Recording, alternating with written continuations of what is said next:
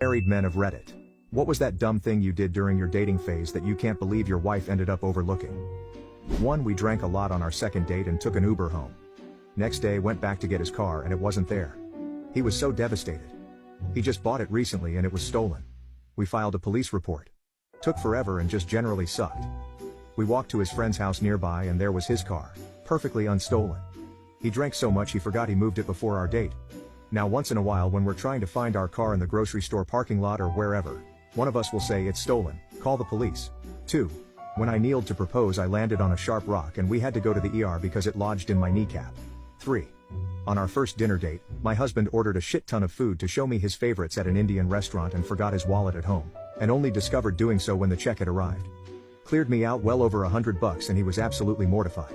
But we've been married for nearly 2 years now. 4. I was sitting on the couch as we were playing Wii bowling. She was standing behind the couch, lovingly holding me. I drew back the Wii mote and wham!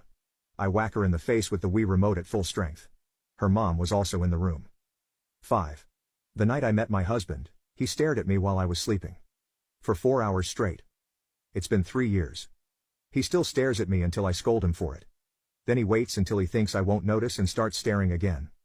I love him to the moon and back, even though he'd sure as hell stare at me the entire trip. 6. On my first date with my wife we got to talking about tattoos. I have a rule that if I have an idea for a tattoo, I sit on it for a while to see if I really would still want it.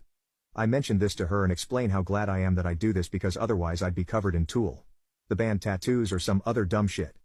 She rolled up her sleeve to show me that she had the lyrics to one of their songs tattooed across her arm. 7. My husband kept calling me by the name of his previous girlfriend on our first date.